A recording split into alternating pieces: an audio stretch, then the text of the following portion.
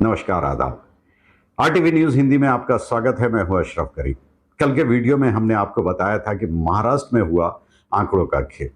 सिर्फ महाराष्ट्र में ही नहीं बल्कि और भी दूसरी जगहों पर हुआ। एग्जाम्पल के तौर पर महाराष्ट्र से पहले हरियाणा में भी किया गया। उन आंकड़ों के खेल से किसे हुआ फायदा और किसे हुआ नुकसान, ये सब कुछ समझाया डॉक्टर प्रकला प्रभाकर, जो कि इकोनॉमिस्ट हैं और वित्त मंत्री सीतारमण के पति।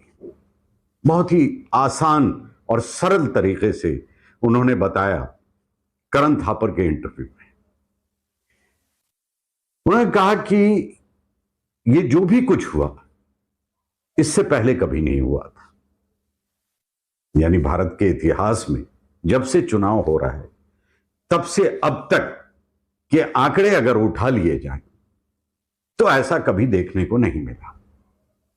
जैसा कि पिछले 2-4 सालों में या लोकसभा के चुनाव में जो अभी 2024 में हुआ, तब हरियाणा के चुनाव में और महाराष्ट्र के चुनाव में देखने को मिला। बाकी जगहों पर नॉर्मल रहा। चलिए शुरुआत करते हैं महाराष्ट्र से। महाराष्ट्र के बारे में उन्होंने कहा कि एक आंकड़ा आया 5 बजे शाम में। आमतौर पर उस समय आंकड़ा आ जाता है कि परसेंटेज ऑफ पोलिंग, यानी मतदान का जो प्रतिशत है, कितने प्रतिशत वोट कास्ट हुए, वो 5 बजे शाम में आया 58.22। उसके बाद 6 बजे तक का समय है। अगर 6 बजे तक लोग आ जाते हैं वहां पर, जो भी लोग आए हैं वो मतदान करके ही जाएंगे। तो चलिए, मतदान और उसके बाद परसेंटेज निकालने में थोड़ा समय लग सकता है। 8 बज जाएगा, 9 बज जाएगा। लेकिन दूसरा आंकड़ा आया 11:30 बजे और वो था 65.02%। चलिए ठीक है, ये फाइनल हो सकता है, लेकिन फिर भी इसमें काफी डिफरेंस है जो आमतौर पर होता नहीं। फिर एक और आंकड़ा आया। जैसा कि आपको पता है कि महाराष्ट्र में 20 तारीख को मतदान हुआ, तो ये 20 तारीख के आंकड़े हैं, रात के 11:30 बजे तक। 21 तारीख को एक और आंकड़ा आया 66.05%। तो 58.22 से शुरुआत होके 66.5 पर जाके रुके। इसकी वजह से वोट कितने बढ़े ये भी उन्होंने बताया। वो तकरीबन 76 लाख, एग्जैक्ट फिगर उन्होंने बताया 75,97,067 वोट, 76 लाख मान के चलिए। तो कुल मिला के उनका कहना यह था कि ये जो आंकड़े बदले हैं, ये जो परसेंटेज बदलता रहा, उसकी वजह से एनडीए को फायदा हुआ। उन्होंने एग्जाम्पल लिया झारखंड का, जहां आंकड़े बदले नहीं या इतना ज्यादा उसके बीच अंतर नहीं था। उन्होंने एग्जाम्पल के तौर पे बताया कि झारखंड और महाराष्ट्र का चुनाव एक साथ हुआ, हालांकि झारखंड में 2 फेज में हुआ। उन्होंने कहा कि फेज 1 में 5 बजे जो आंकड़ा आया वो आया 64.88, 64.88, और वहां उसी दिन रात के 11:30 बजे फाइनल आंकड़ा आ गया जो था 66.48, यानी 1.79 का डिफरेंस था। उसके बाद फेज 2 में जो शाम के 5 बजे आंकड़ा आया वो 67.59, और फाइनल 11:30 बजे आया 68.45। यहां डिफरेंस था 0.86%। तो रिजल्ट जो है वो इंडिया अलायंस के पक्ष में आया। जहां आंकड़े रियल थे उनके मुताबिक, जो आमतौर पर यही होता आया है, क्योंकि डिजिटल है सारी चीजें, आंकड़ा आने में इतना समय नहीं लगता है, वो तो रियल टाइम है। ये और बात है कि फीड करने में आपको समय लग जाए अपने पोर्टल पर, तो ठीक है, फीड करने में समय लगा होगा आपको, तो रात के 11:30 बजे यानी सेम डेट में आपने वो फीड कर दिया, तो ये बिल्कुल रियल लगता है, क्योंकि ऐसे ही होता रहा है। आंकड़ों में इतना ज्यादा बदलाव पहले कभी नहीं आया। ये जब राजीव कुमार जब से आए हैं, उनके समय से ही ऐसा कुछ होने लगा।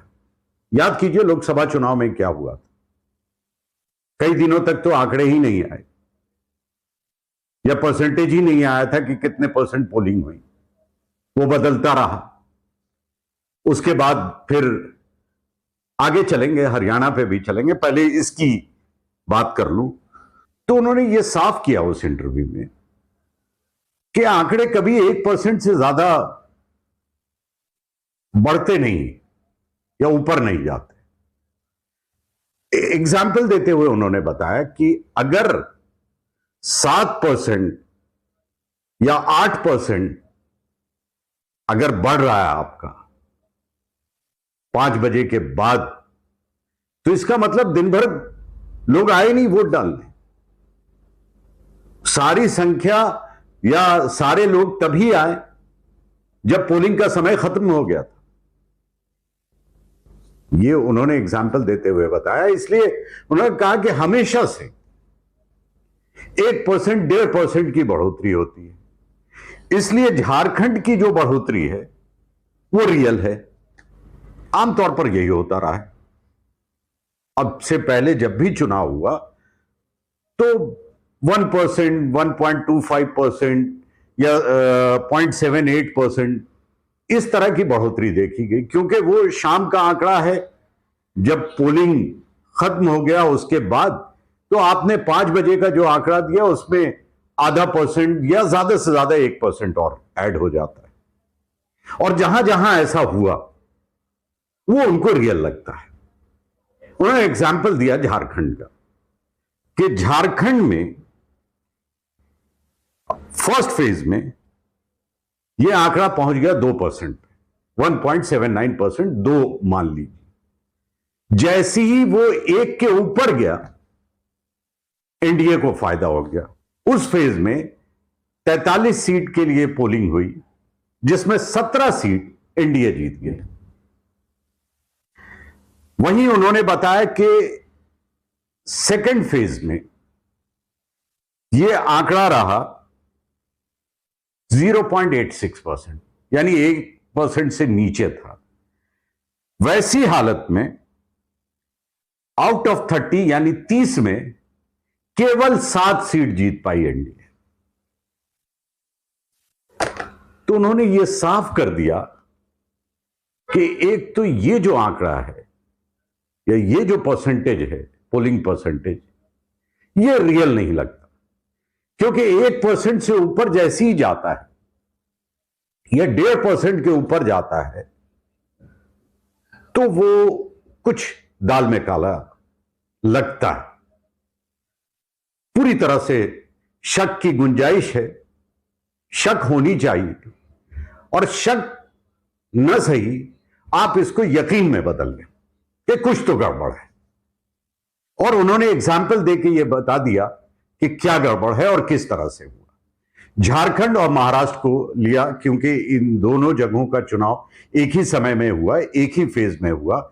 झारखंड जहां सबसे ज्यादा जो बढ़ोतरी हुई, और सेम डे उन्होंने वो फीड कर दिया था कि 1.79% की बढ़ोतरी देखने को मिली। लेकिन जैसी 1% से ऊपर गया तो आपने देखा कि किस तरह से एनडीए का सीट बढ़ गया, यानी 17 सीट आ गई। वहीं जहां 1% से नीचे रहा वहां 7 सीट पे अटक गई, 30 में 7 और 43 में 17। तो महाराष्ट्र में कोई आंधी नहीं थी, कोई सुनामी नहीं थी, कोई अंडरकरंट नहीं था। हम तो फील्ड में थे, हम तो देख रहे थे। हां, यह कह सकते हैं कि टक्कर था महायुति और महाविकास आघाड़ी में, लेकिन ऐसे इस तरह का उलट पुलट होगा यह किसी ने नहीं सोचा था। और चूंकि यह जो भी कुछ हुआ है वो अविश्वसनीय, मतलब विश्वास करने के लायक नहीं है, इसलिए सवाल उठ रहा है। लेकिन राजीव कुमार साहब जवाब देने के लिए तैयार नहीं। हां, दूसरे उस शख्स का जिक्र करूंगा मैं, जो कि पूर्व चुनाव आयुक्त हैं, एसवाई कुरैशी। 2010 से 2012 तक थे वो। उन्होंने कहा कि यह कैसे हो सकता है, यह नामुमकिन है, क्योंकि सारी चीजें डिजिटल हैं। आपको जैसी ही वोटिंग खत्म हुआ, वो आंकड़े आपको मिल जाते हैं। जो समय लगता है वो फीड करने में लगता है।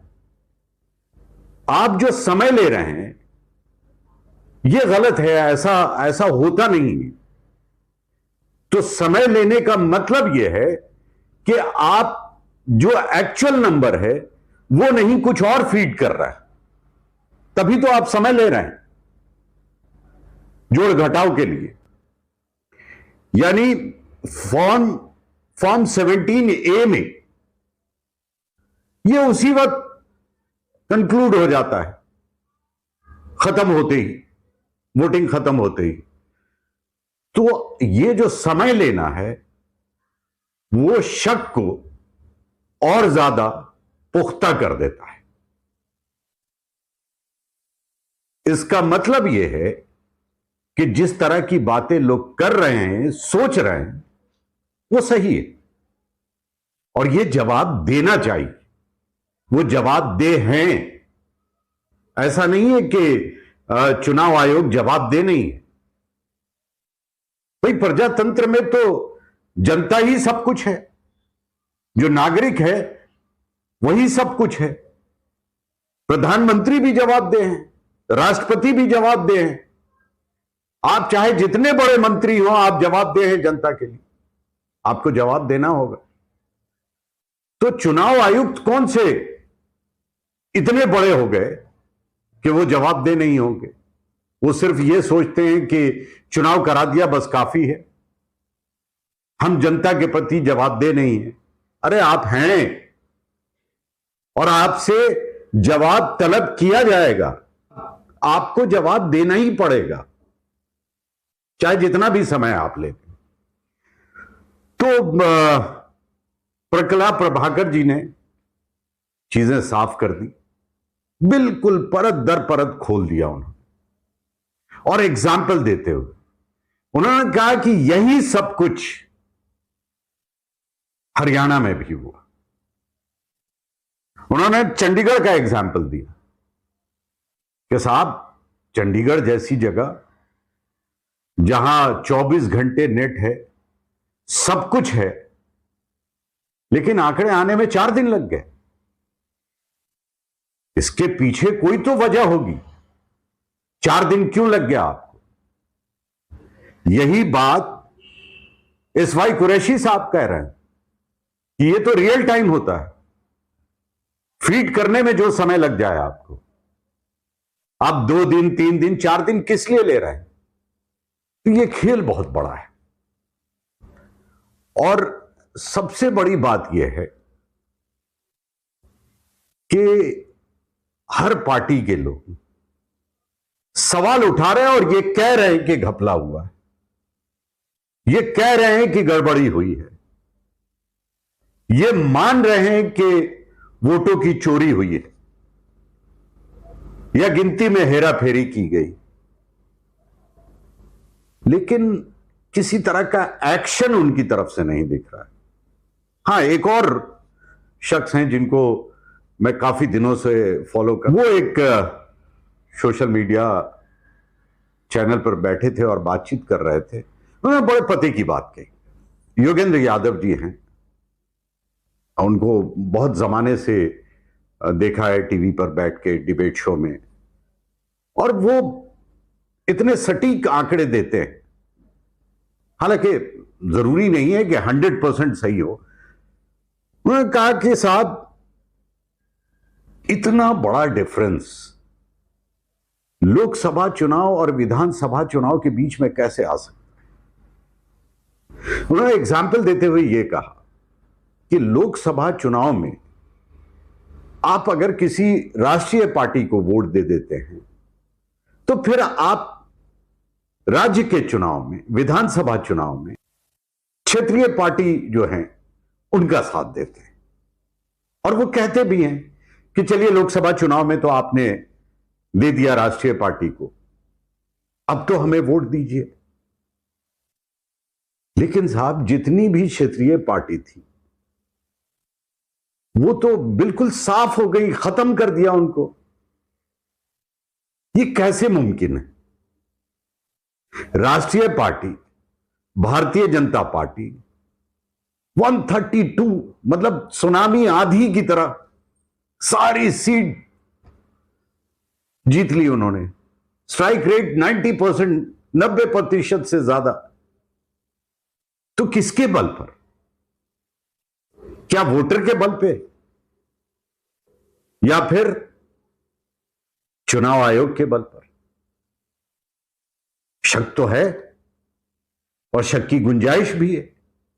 और जब तक जवाब नहीं दे देते, या फिर आपकी खामोशी इस शक को यकीन में बदल देगा। क्योंकि आंकड़े जिस तरह से आए हैं वो तो यही कह रहे हैं कि सब गोलमाल है। तो इन सब की बातों के बाद मैं किसी नतीजे पर आपको पहुंचाने की कोशिश नहीं कर रहा हूं, बल्कि तस्वीर साफ हो गई होगी। आप खुद ब खुद नतीजे तक पहुंच सकते हैं। वहीं दूसरी तरफ यह तय ही नहीं हो पा रहा है कि महाराष्ट्र का अगला मुख्यमंत्री कौन होगा। खैर, एकनाथ शिंदे, उन्होंने कदम पीछे हटा लिया है, और अजीत दादा पवार वो रेस में थे ही नहीं। बचे देवेंद्र फडणवीस। ऐसा लगता है कि शायद उनके नाम पर भी मुहर ना लगे। हाँ, एक नाम पर कयास लगाया जा रहा है। वो, उसकी बहुत सारी वजूहात हैं। एक तो ये कि देवेंद्र फडणवीस के बिल्कुल मुखालिफ हैं, उनको हाशिए तक पहुंचा दिया था देवेंद्र फडणवीस ने। उसके बाद राजनीति में उनको फिर से ऊपर लाने वाले अमित शाह के करीबी माने जाते हैं। और जैसी खबर है, खबरों में यह खबर है कि अमित शाह बिल्कुल पसंद नहीं करते देवेंद्र फडणवीस को। वो शख्स जिसके बारे में मैं जिक्र कर रहा हूं वो है विनोद तावड़े। आपको याद होगा वसई में जो नोट लहराया गया था जिनके सामने, उनकी बड़ी लंबी चौड़ी मीटिंग हुई अमित शाह से। उसके बाद यह कयास लगाया जाने लगा कि शायद उनको प्रमोट करें अमित शाह, उनको ऊपर लाए। क्योंकि बीजेपी हमेशा एक नए चेहरे को सामने ले आती है। ऐसा कई जगहों पर देखा आपने, कई राज्यों में, कि नए चेहरे लाए गए। जैसे मध्य प्रदेश, वहां पर शिवराज सिंह चौहान के नेतृत्व में चुनाव लड़ा गया और ठीक ठाक जीत मिली। उसके बावजूद उन्हें मुख्यमंत्री पद नहीं मिला। तो बीजेपी ऐसा करती रही है। इसलिए यह कयास लगाया जा रहा है कि हो सकता है कि कोई नया चेहरा। आज के लिए बस इतना ही, लेकिन ताजा तरीन खबरों के लिए देखते रहिए RTV न्यूज। और अगर आपने इस चैनल को सब्सक्राइब नहीं किया है तो प्लीज सब्सक्राइब कर लें, बेल आइकन दबा दें और अपने दोस्तों के साथ भी शेयर करें, ताकि इस तरह की खबरें खंगाल के ढूंढ के आपके लिए मैं लाता रहूं, आप तक पहुंचाता रहूं और आपका प्यार मिलता रहे। बहुत बहुत शुक्रिया।